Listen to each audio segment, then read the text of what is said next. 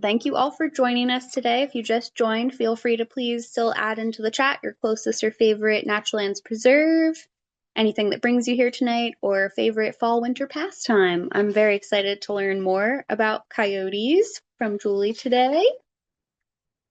And I'm Tiana Godsey. For those who don't know me, my pronouns are she, her, and I'm the events coordinator for Natural Lands. We also have Martha Moore here, who will be helping us facilitate Q&A, the director of our department. She's lovely. And I'm happy to welcome you to our Outdoors Online Coyotes 101 with Allegheny Land Trust Senior Director of Education and Curriculum, Julie Travaglini. Those who have been with our Outdoors Online know you're in for a treat. So just a couple of things before we get started. This event will be recorded. If you need to leave the meeting, that's all right. We will be sharing the recording with you after the event, probably about 7 business days. And due to the webinar style, you will be muted throughout the event. Please feel free to type any comments or questions into the chat, and we will be answering them live or at the end. Just briefly, I'd like to introduce Natural Lands. Many of you are likely familiar with us, but we have some new members joining us this evening, and we thank you for your support. We are largely member-supported, a nonprofit organization serving Eastern Pennsylvania and Southern New Jersey to preserve and nurture nature's wonders and create opportunities for joy and discovery in the outdoors for everyone, even like we're doing today, online. And so how do we do it?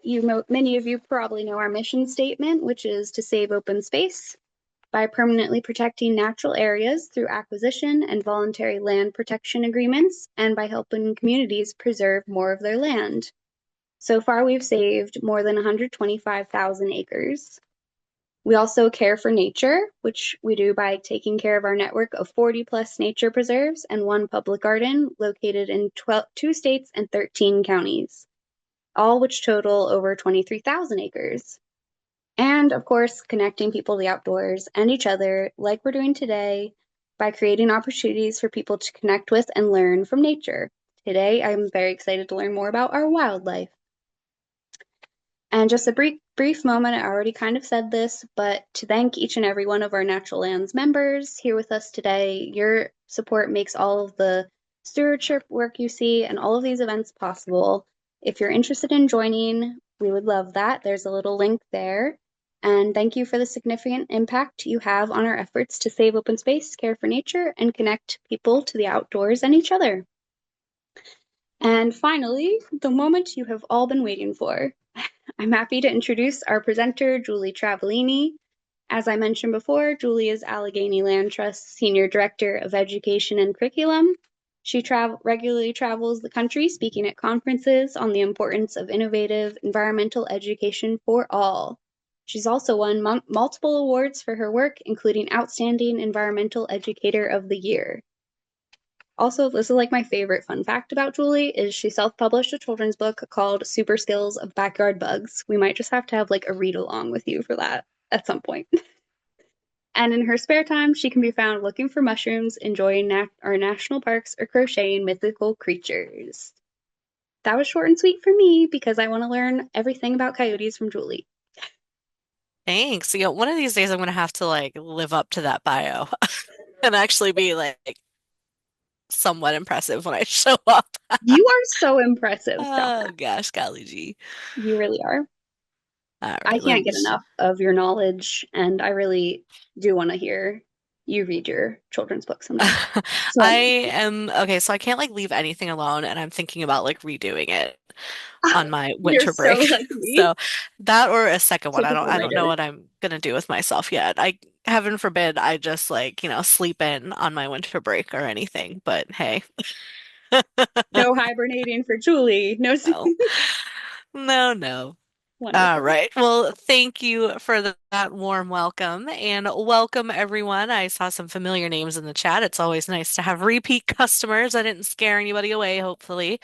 But like Tiana said, my name is Julie Travaglini and I'm the Senior Director of Education and Curriculum for Allegheny Land Trust.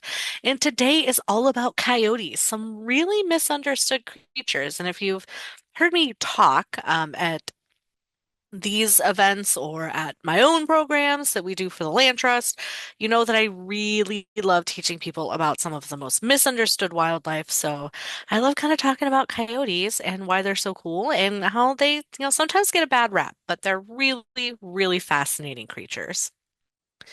And like Tiana said, I work for Allegheny Land Trust, which is kind of like natural lands, but over in Pittsburgh, and we're much smaller. So maybe maybe not like natural lands at all. But we are a land trust, nationally accredited, and our whole mission is to help local people save local land. So back in March, we just crossed our 4,000th acre, which is really exciting stuff for us.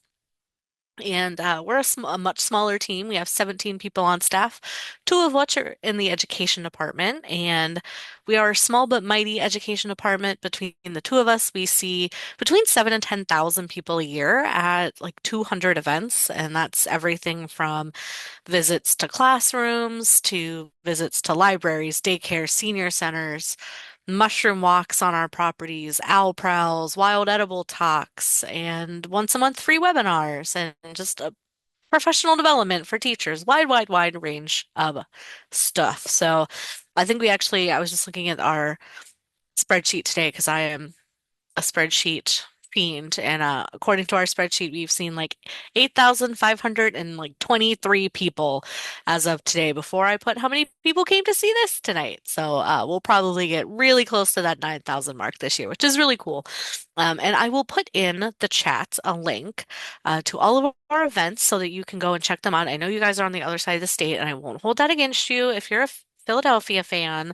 But there are lots of virtual things you can come to that you can come and learn with us. So I will put that in the chat at the end because I can't talk and type at the same time. But today is all about coyotes.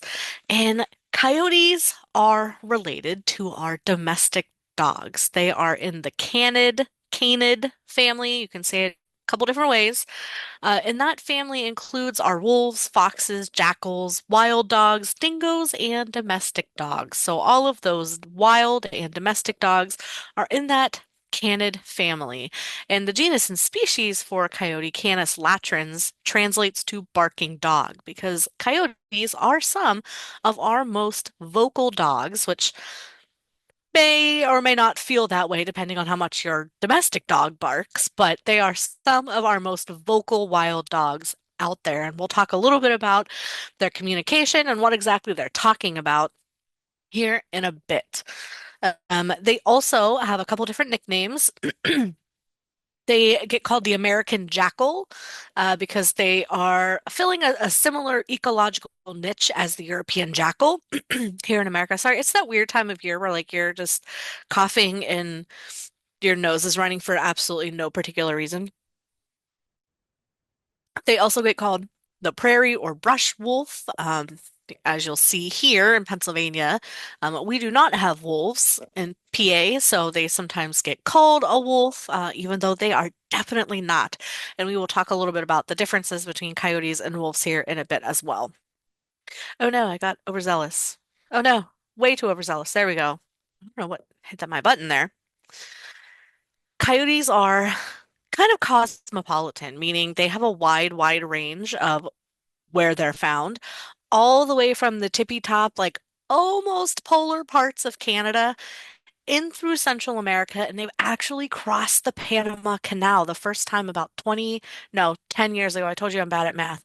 10, 12-ish years ago across the Panama Canal. So I bet you in the coming years, in the next 10 or so years, we're going to see coyotes ranges expand even farther south, past the Panama Canal and into like upper South America, which will, of course, have some good and bad ecological ramifications, I'm sure. But something to keep note of is that coyotes' range is always expanding, and that's because they're incredibly adaptable.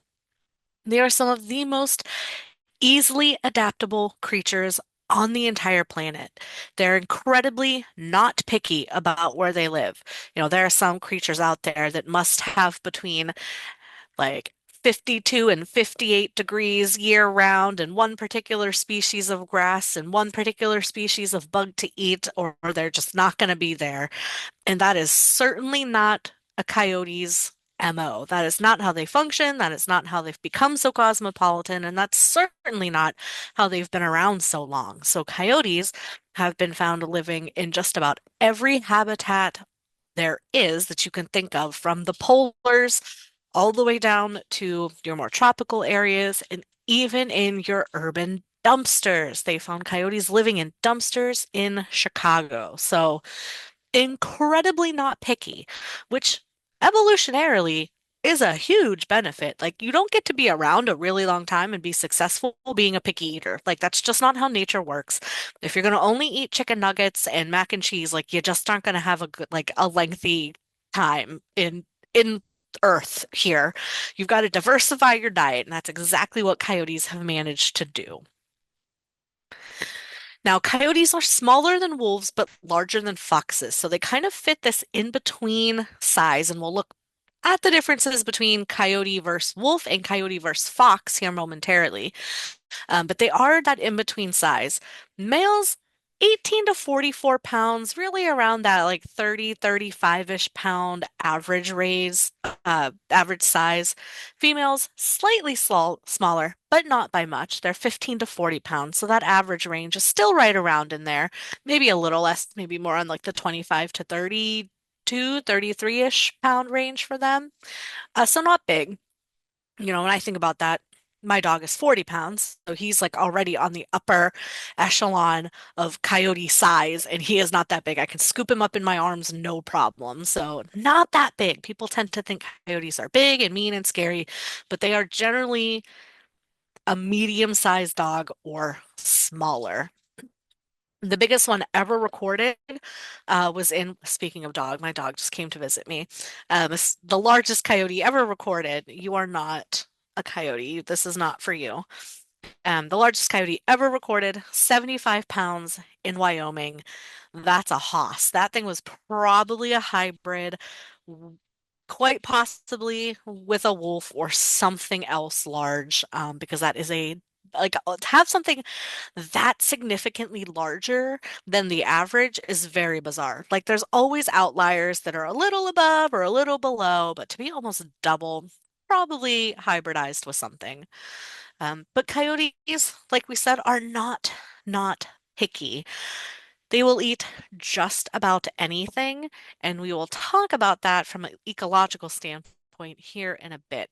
But that is a really great map there on the right that shows you the original range of coyotes and how they've kind of expanded over time. So 1900s, they were mostly in the Midwest and the western part of the US and down through Mexico, but they have slowly been expanding because of that adaptability. They can handle the really cold temperatures. They can handle the really hot temperatures, the snow, the different seasons. That doesn't bother them. People don't bother them.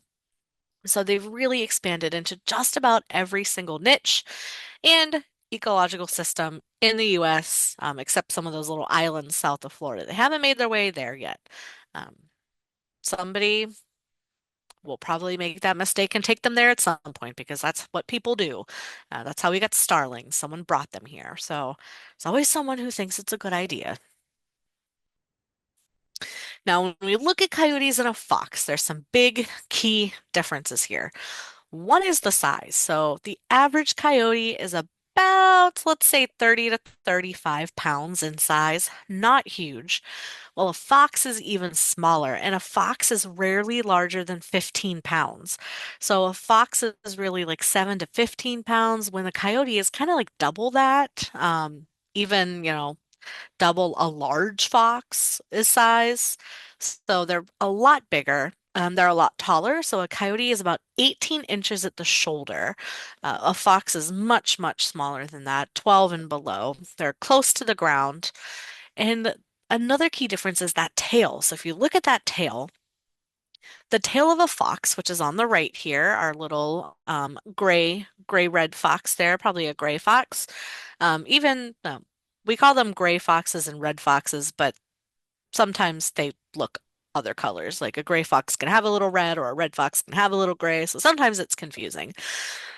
But that fox there, if you look at the tail is almost as long as the fox's body. So if we're looking at that foxtail, the tail goes almost, if you were to bend his tail over onto his back and lay it on his back, it would almost reach his snout. It's a very long tail. Coyote's tail, not quite that long. Um, long, but it's like dog tail long. It's not like, whoa, that's a long tail. It's kind of more of about a third of the body, or even less than that. If we look at the haunches of a coyote tends to have some really pretty gradients in their fur right along their shoulders. So you're seeing some browns and creams and blacks right along their shoulder blades on their back. Now you can also look at the snout. If you look at the snout of a coyote and the snout of a fox, different. So if you look at a fox's snout, it's kind of triangular shaped like this. And that black nose takes up like all of the tip of that triangle. So if you're looking right at the coyote, you are seeing straight black nose, and then the nose goes down from there. And it looks like that big black nose is like really taking up the entire end of the coyote's snout. Now, if you look at the fox, that nose is smaller and it's centered in the fox's much smaller snout. So it looks like you can see the nose, but you can also still see their snout all around the nose. On a coyote, you look at it and it's mostly that big black nose, and the snout that goes back to the eyes.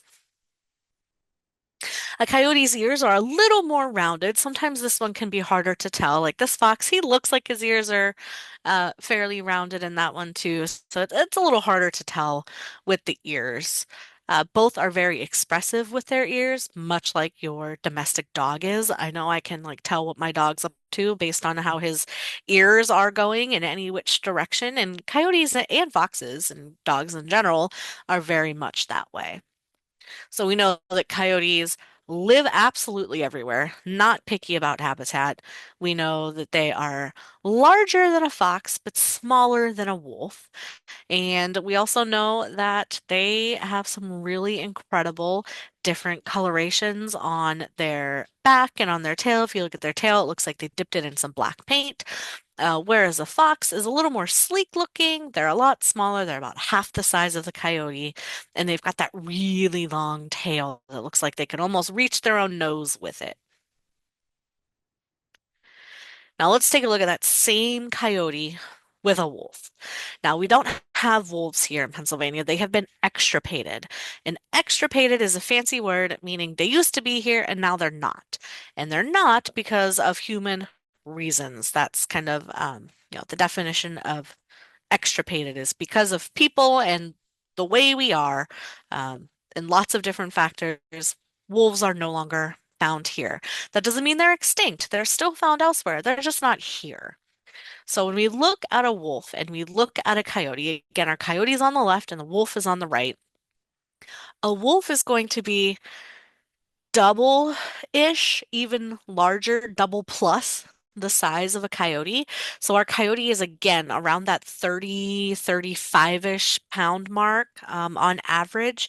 And a wolf is going to start at 40 pounds and go up to about 100. So a wolf is like your large, extra large dog as compared to your coyote, who is then in turn twice as big as a fox. So foxes are much, much, much smaller, and then our coyote, and then our big old wolves.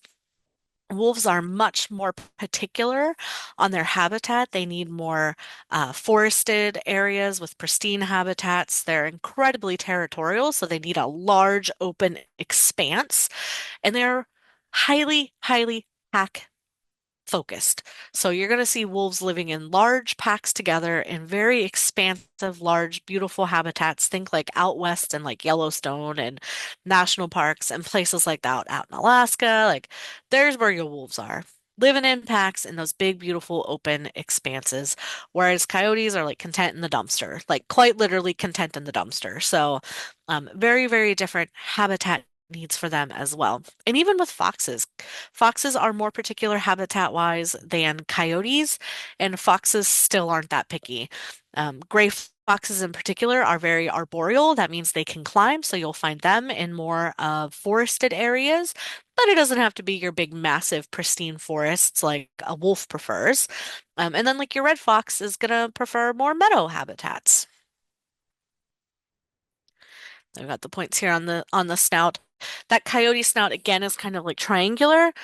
The wolf snout is a little boxier. Whoops. I guess that's all I was pointing out on there. The snouts. Look at the snouts. And the size really is the biggest thing. Wolf ears also, I mean, they can be varied because they move their ears around a lot, but wolf ears tend to face like directly forward, kind of, and the coyote ears are more on the side. That is a adaptation of lots of different creatures. When you are a predator, your eyes and your ears tend to face forward because you are looking straight ahead. You're not as concerned about everyone around you when you're an apex predator. And think of like a fish whose eyes are like on the farthest sides of their head, pretty much like on opposite ends of the body. When you're a prey animal, you have to have those things on the side of your head because you have to be looking all around you, constantly looking for a threat. Now, a coyote is an apex predator here in Pennsylvania, but compared to a wolf, still not quite. When you put them together, wolf is definitely higher on the food chain. But here in Pennsylvania, since we don't have a wolf, coyote is considered an apex or a top predator in our ecosystem. Now, let's talk about coyotes specifically here in Pennsylvania and talk about their biology and some of their traits. I'd like to include this picture because this is a picture out my mom's kitchen window.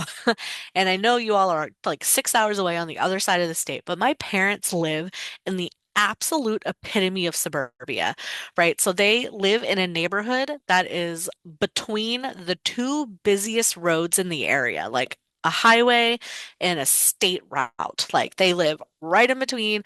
Over the hill is like a Lexus dealer, and on the other side is a Sheetz. So like they are right in the heart of suburbia. And that is a coyote. My mom sent me that picture and goes, "Is this a coyote?" And I was like, "Yeah, actually, yes." Because sometimes she sends me pictures like, "Is this what I think it is?" And it isn't because, not everyone studies nature for a living. So, of course, like sometimes you don't get it right. But this time it actually was. And I was really, really shocked. But they have a bear in their neighborhood and like all sorts of crazy wildlife for like the absolute middle of suburbia. But yeah, she sent me that. And we had a long conversation about coyotes, and I always like to put it in there just because they are everywhere. And I'll never forget a game commission officer I was chatting with because we do a lot of work with the game commission at ALT. And we were chatting with the game commission, and the officer told us that to keep coyote numbers even stagnant, no gain, no loss, to keep numbers stagnant, you would have to hunt 7 of every 10 coyotes just to keep the number stagnant. That's how prolific they have become because of their adaptability. So that's why we're seeing them in more places like dumpsters and behind the woods of like the suburbia. Like my parents look like they have some woods in their backyard, but like right over the hill is literally the highway. So like they don't. And it's just really crazy. And I love to tell this story too, is before I worked at ALT, I worked at a place called the Outdoor Classroom. And we were in a park, and we were in a big park, but we were on the very suburban side of the park, right next to an absolutely massive community and rec center. Like the center had numerous pools, numerous basketball courts. It had a lazy river inside of it. Like it was, that's how big it was. It was absolutely massive. And we were sitting in our office, which was on the other end of the parking lot from that.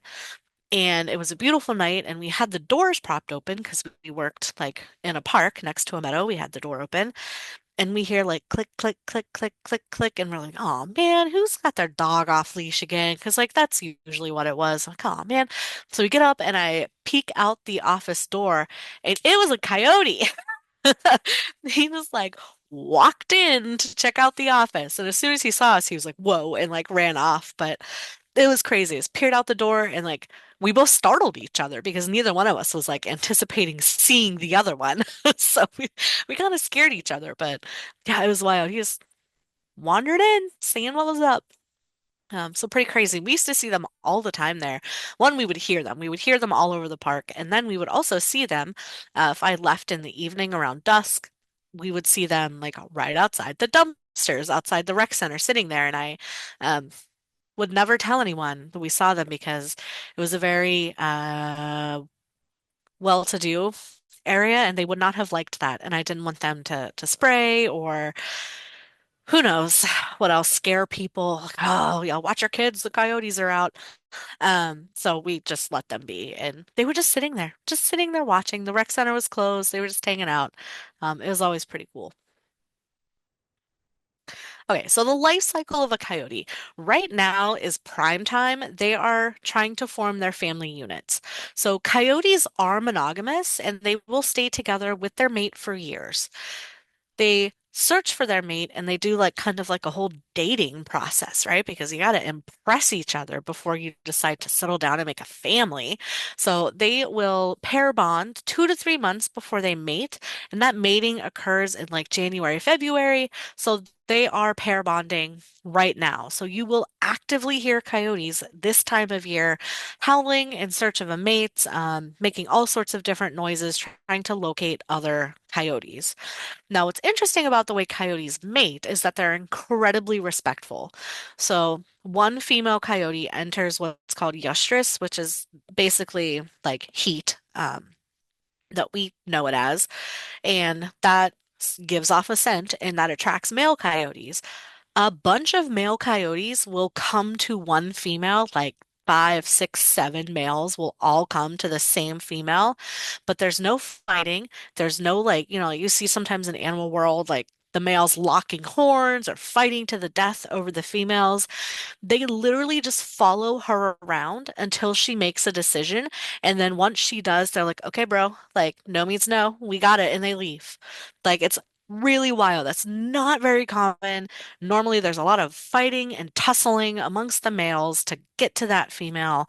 But coyotes are not that way. They allow the formation of the bonded pair to happen, and then they will go off in search of another female to speed up the process and hopefully find to mate with before mating season ends.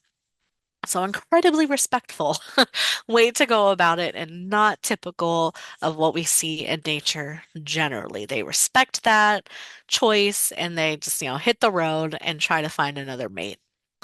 Now, coyotes, once they are pair bonded, and then once they mate, their pregnancy is only 63 days. So what is that? Like 2 months and a week, something like that. 8, 9 weeks around there. And then they have a litter of around six, sometimes a couple more. Usually not more than six. That would be a ton of mouths to feed. But coyote pups are fairly, they're not like a baby bird. When a baby bird is born, they are like completely helpless, like little goo balls who can't see or feed themselves or do anything. But at about 4 to 6 weeks, a coyote pup is weaned from a parent and good to go. They'll be out assisting with foraging and walking around on their own, and they reach their full size at 8 to 9 months. So a adult coyote is only like 8 or 9 months. So it does not take them long at all to get to that mature adult size. Now, sometimes they will stay with their family for a year or so, and then they head out. And if they leave, they generally do so around August. So that's when you'll see, um, in particular, the males go off on their own in search of a female to try to woo before the next mating season. They are excellent parents too. This is another thing, much like the respectful dating that we don't often see in the natural world, is that they're really good parents. A lot of creatures out there just lay eggs or have the baby and leave them. You're on your own from day one, but that's not the case with coyotes. They'll even actually practice something called alloparental care, which is pretty, I mean, there's some rare instances, but for the most part is special to mammals wherein they will actually care for each other's young. And if something were to happen to the pup's parents, say a litter of pups, the parents are hit by a car and they're killed, Another set of coyotes will step in and raise those pups. So those pups aren't left to fend for themselves. They aren't left to, essentially die if something happens to the parent. Other coyotes will step in and will take care of those pups and help them get to adulthood. So again, not something we see very common in nature. A lot of times, if that happens, the animal is just on their own, right? So pretty unique life cycle that coyotes participate in. And they can live a while. They can be 18. They can be legal adults. I wish dogs lived to 18. Oh, that makes me sad. All dogs need to live to 18. We talked about coyotes being super not picky at all, and that is the absolute way to win in nature is to not care. If you do not care where you live, and you do not care what you eat, and you do not care about people, you are probably going to fare pretty okay for yourself. Now, when we think of dogs hunting and dogs eating, we tend to think of their sense of smell because we talk all the time about dogs having an incredible sense of smell and how much stronger it is than humans, and that is totally true. But coyotes mostly use their vision to hunt. They're mostly out there using their eyesight to find something and eat it. For the most part, they are going to hunt singularly, and a hunt is a loose term here. Like sometimes they will hunt for large things like deer or living creatures, especially things like squirrels and rodents are the easiest. Like rodents are a dime a dozen. They're usually out and about all the time. They make lots of babies, so rodents are generally like what a lot of creatures are going to go for, but a coyote, if they do take down a small deer, they will usually hunt in a small group just to up their numbers and help them take down something large like a deer because a deer weighs more than a coyote does. Deer can be massive, huge, much bigger than a coyote. Now, if they're not hunting, like hunting small creatures, small deer, rabbits, other rodents, they will eat literally anything. We call them omnivores because they will eat both plant and animal matter, scavengers because they will eat dead stuff. So not everything will take dead stuff, will eat things that have already died, but coyotes do not care. They are a true opportunist and they will take what they can get. They are trash pickers. They get themselves in trouble sometimes, and honestly, it's not their fault. But if you put your trash out and you leave it out, and you're in an area prone to coyotes, you're probably going to get a coyote in your trash. Have seen them eating out of the trash. Does not matter. They do not care. They will take it. In some parts of the world, not here in PA because we don't have badgers, but in some parts of the world where they have both coyotes and badgers, they have been observed since like way back in the 1200s. There are like literal cave drawings of badgers and coyotes hunting together, and that's been adapted to different folklore and different tales and different stories. But they will hunt together because the badger hears them underground and the coyote and the badger will work together to dig up whole dens of like grubs and rodents to eat and to share. So coyotes, aside from eating literally anything from trash to caterpillars to rodents to berries, nuts, you name it, they'll also store their excess food.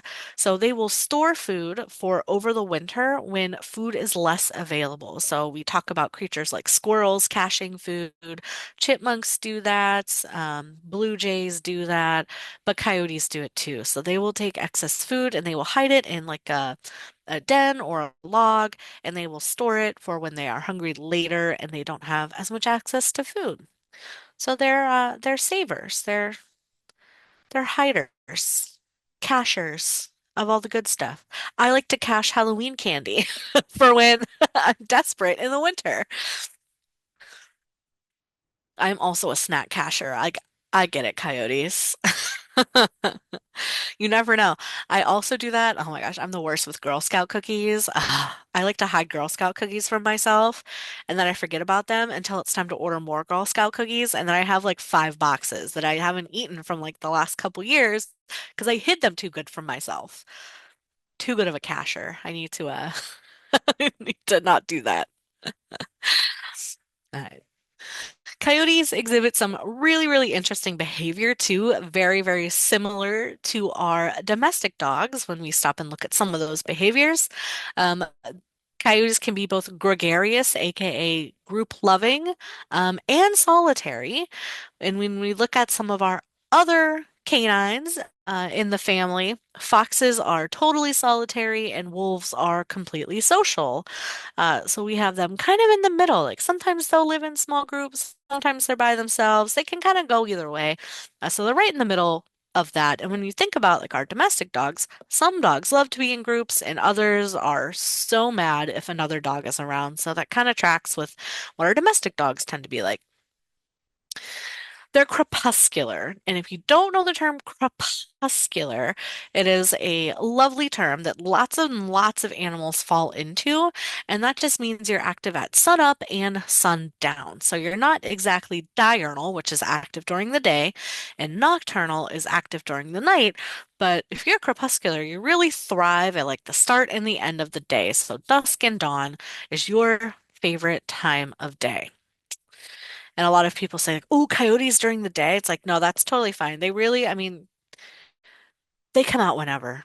They're not specifically like only nighttime, 9 p.m. to 6 a.m. or 9 a.m. to 6 p.m. They're really active during various parts of the day. So if you see a coyote during the day, don't panic. They're just out there doing coyote stuff. Unless you see it like foaming at the mouth and like moving around real weird, like you're pretty safe. Coyotes show aggression and playfulness much like our domestic dogs. So, like if you look at that photo, that is called play bow, and that is something that our dogs do when they are wanting to play. They get down and they put their butt in the air and they put their front paws down and they kind of look at you and then they do something sometimes afterwards, which if you did not know that zoomies has a scientific term, zoomies scientifically is called random frenetic action period, frap.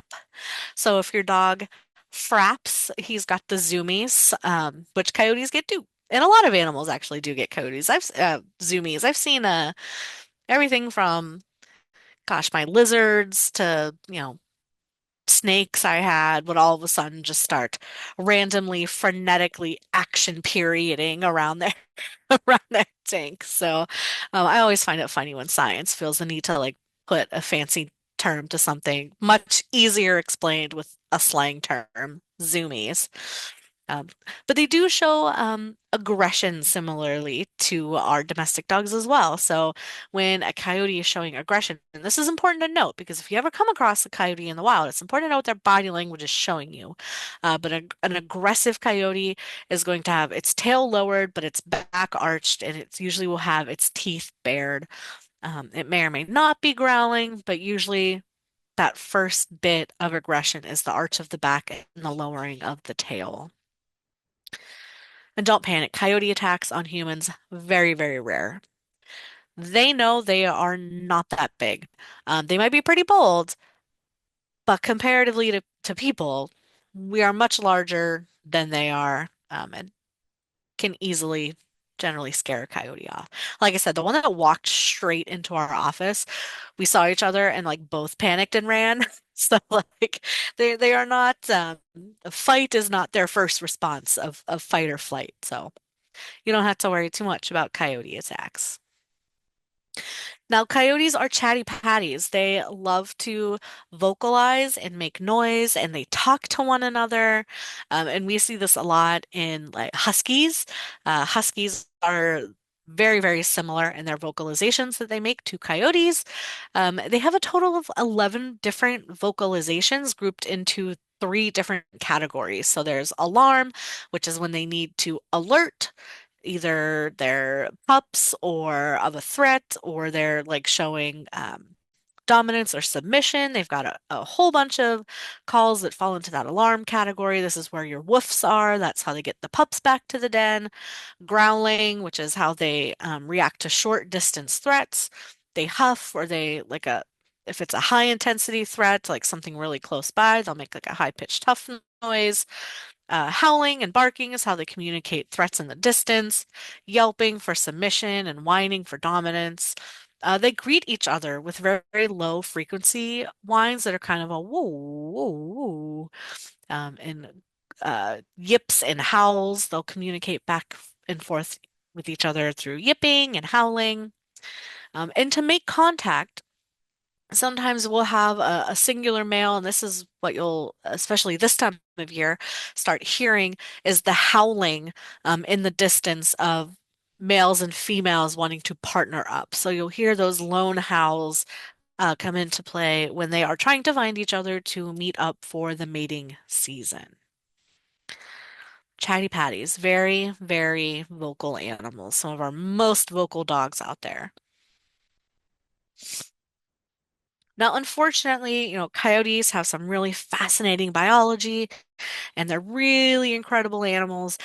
But because they eat absolutely anything, that that bodes well for you to live a long evolutionarily time, but it doesn't always mean you get there the healthiest because when you eat a whole lot of stuff, you open yourself up to more diseases that can come from those foods. And also, if you're scavenging, like coyotes are, they tend to be more likely to end up with worms of some sort. In fact, a coyote study found that more than 60% of coyotes carry some form of worm, tapeworm, hookworm, roundworm, which are all worms our dogs can get as well. Fleas, ticks, and mange. Again, more things our dogs can get. That coyote there has got a gnarly case of probably mange there, which affects the skin and makes the skin itchy and the hair fall out. No good. Not a fun thing to have mange. They can also get some more serious illnesses like rabies and distemper, hepatitis, encephalitis, and tularemia, which is a tick-borne illness. They can probably get Lyme's. I would be shocked if they didn't get Lyme's from ticks. Speaking of tick-borne illnesses, but yeah, lots of different diseases can be out there affecting coyotes, and people tend to worry about that. But like we said, coyote attacks on people are very, very rare. All right, so let's talk. We're kind of wrapping up here towards the end. But coyotes and folklore. So before European colonization of the Americas, coyotes were seen as tricksters and as super intelligent creatures because they are so adaptable. They clearly must be intelligent if they're able to adapt to so many different things. In lots of different cultures, coyotes were the ones who brought work and suffering and death into the world, which are not great things. But they also brought light into the world and were the creators of lots of different worlds in many different Native American tales. They thought that coyotes were important in balancing the population of people in the world. The Navajo thought coyote brought death into the world, and without death, there would be no room to plant corn, which is a vital, vital crop across the world to everyone. So, um, kind of related it to coyotes. While they do bring death, that allows others to live, and by fact that we can farm and create food. It wasn't until the European colonization of the Americas that we start to see the coyote in a cowardly and untrusting way. And I'm sure there's some really interesting like history behind that. I don't know it, but we do start to see that shift. And there's honestly like quite a few times across history that we start to see things like this. Spiders is another one, which I know we talk about spiders in December, but spiders is another one that was seen very positively until Europeans came to the US. So we'll talk about that in December when we talk about spiders, but we start to see that shift in thinking and in thought, and even in cartoons, we see, Wile E. Coyote always messing with, I forget who he was messing with. Was it something Sam? The Fo- Roadrunner? the Roadrunner. Who had the Maybe? Sam? The dude No. with the big hat and the mustache. Wasn't he Oh, on yeah, this? yeah, yeah. Was Yep. he on here too? I think that was. I wasn't a very cartoony kid. Like I wasn't a real cartoon kid, so I don't know. I'm not very good at not very good at cartoons. Lucky I know that's Wile E. Coyote. But yeah, Wile E. Coyote was like always up to some nonsense. Like he was always like up to no good, on somebody's nerves. And that's kind of where we see that coming into play is when the Europeans got here. Different perspective. I wanted to make sure I leave time for questions because sometimes I yammer too long and then it's like 7:30 and there's no time for chats and questions because I've talked too long.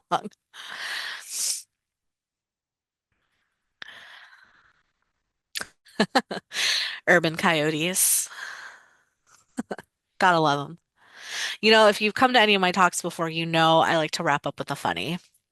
So I always like to put a meme or a cartoon there in the end for everyone, always related to the topic. Um, but it's fun to wrap up with a little something nice. Oh, and I forgot to tell you the best story. So I don't remember where I wanted to tell you this story, but when I was in college, I went to school in Ohio, and I had a friend who her family moved to California while she was in school for the spring semester. So when she went home in May, she went home to California, which is the first time she had been there. She went home and she's in California.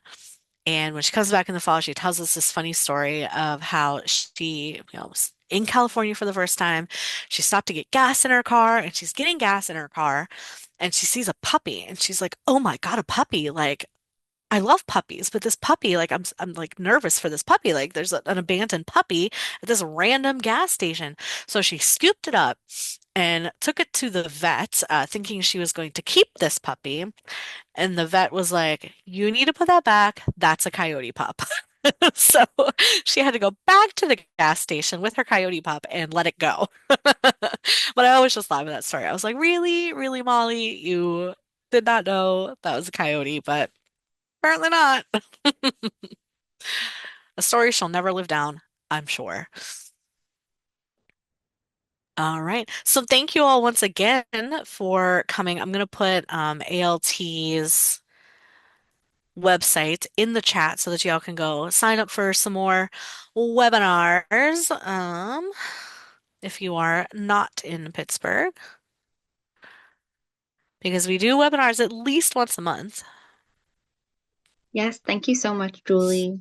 Yes. And yes, you can And sign up. I know I'm doing spiders. Yes, thank you, Martha, for putting, or no, that was you. That was you, Tiana. Thank you for it's putting spiders in the chat that we're doing in December. Love spiders. And then, yeah, we have a whole bunch planned for next year too. very excited for that. And I know we have a couple questions here. I think we answered the first one, which was where coyotes are in the food chain. Mm-hmm.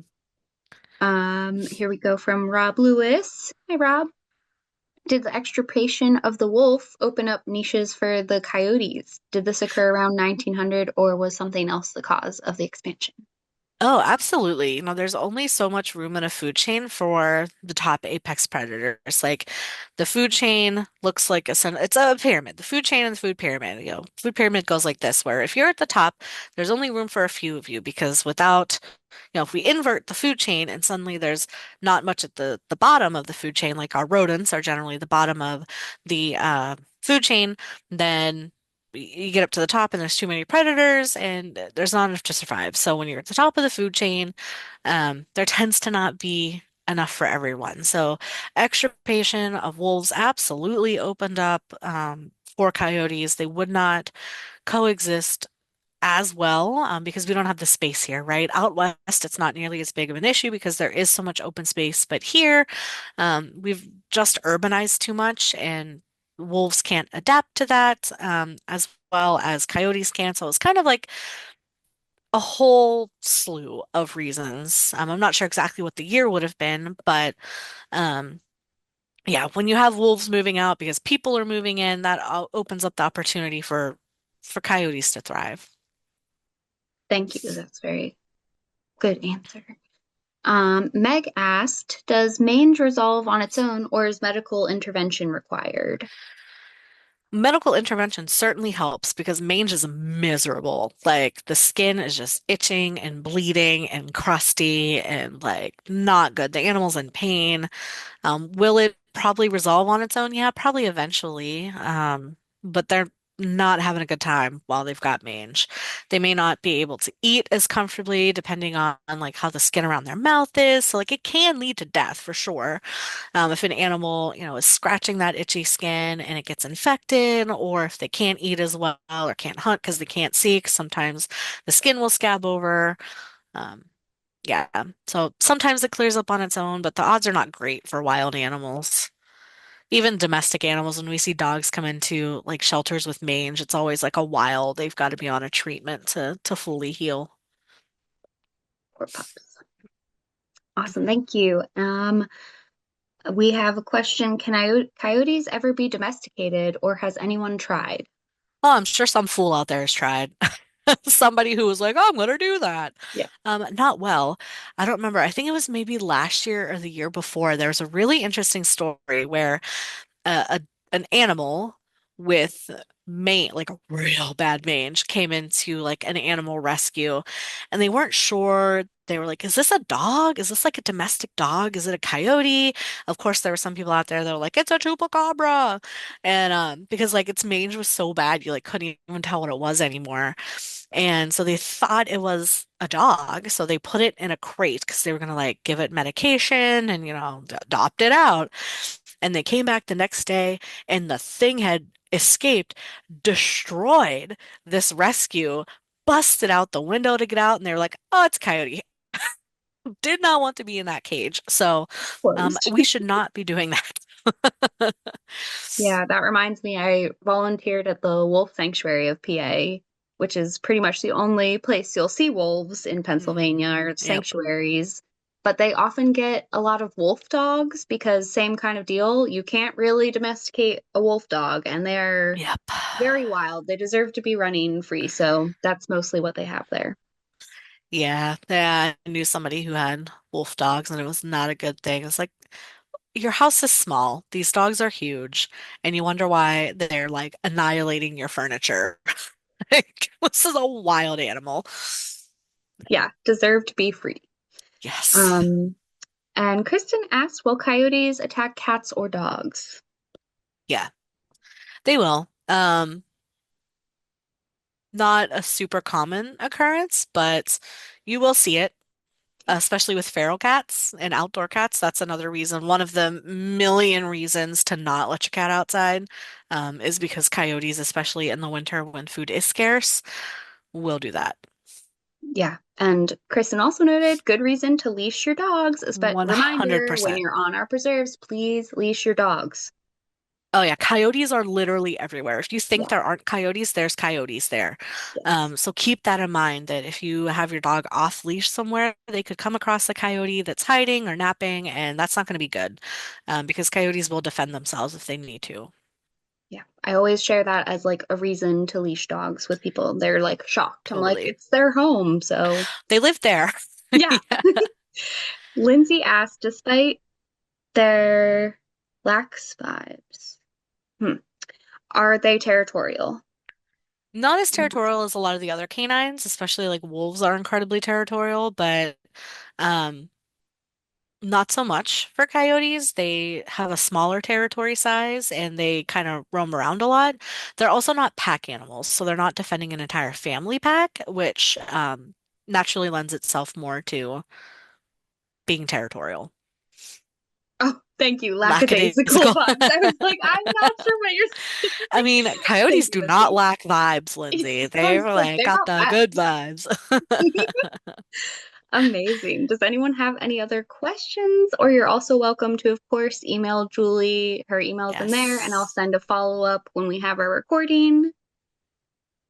Another great talk. Thanks, Julie and Tiana. Thank you, Rob. You're Glad you welcome. could You'll have to come attend. learn about spiders with us next month. Yes, please. I learned so much and so wonderful.